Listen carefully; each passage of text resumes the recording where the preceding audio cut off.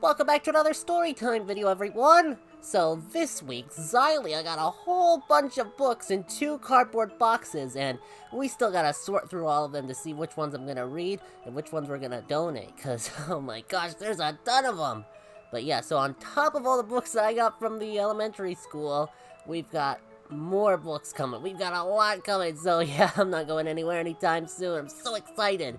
But this week, I'm not going to be reading a very long one. This was one that I pre-recorded, and it's called Big Red Barn. This seems like a pretty simple one. It's not based on any intellectual property or anything.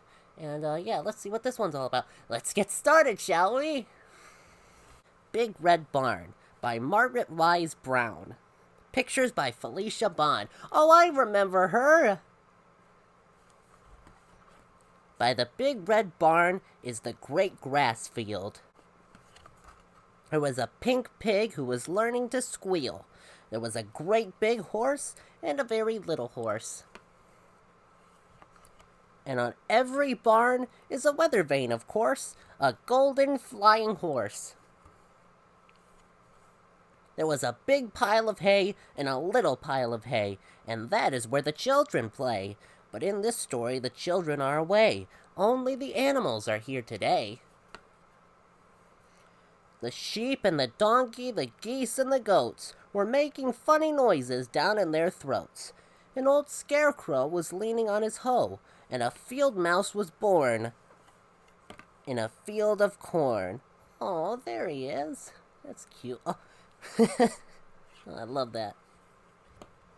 Cock-a-doodle-doo! In the barn there was a rooster, and a pigeon too, and a big white hen standing on one leg, and under the hen was a quiet egg. You know, when I was at the zoo, I saw a bunch of flamingos that were standing on one leg. Not sure what that was all about. I wonder why why birds like to stand on one leg. I'll have to ask a bird sometime. There was a bantam rooster and a little bantam hen, with a big clutch of eggs. Count them, there are 10. All right, 1, 2, 3, 4, 5, 6, 7, 8, 9, 10. Yep. Cock-a-doodle-doo! Moo! Moo! There was a big brown cow and a little brown cow. There was an old black cat. Meow, meow. And a tiger tomcat. Eow, eow. There was a big red dog, Clifford. Bow wow! With some little puppy dogs, all round and warm. And they all lived together in the big red barn, and they played all day in the grass and in the hay. Now, this makes me jealous of all the animals that don't talk. They just get to stand around and play and talk and stuff, while I have to go to school just like all of you. Oh man, sometimes I wish, but sometimes I like the way I like my life just the way it is.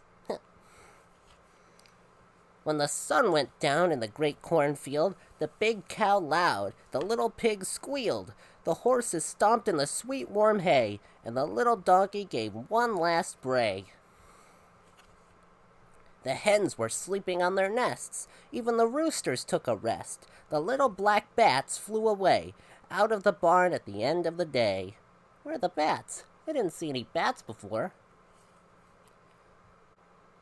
And there they were, all night long, sound asleep, in the big red barn. Only the mice were left to play, rustling and squeaking in the hay, while the moon sailed high in the dark night sky. Well, that was a very simple story, very cute. I like that one quite a bit, actually. Yeah. Well, thanks for stopping by. Next week, I promise, I'll have more Thomas stories. Those are my favorites of all time. But yeah, thanks for stopping by, and I'll see you again next week. See ya!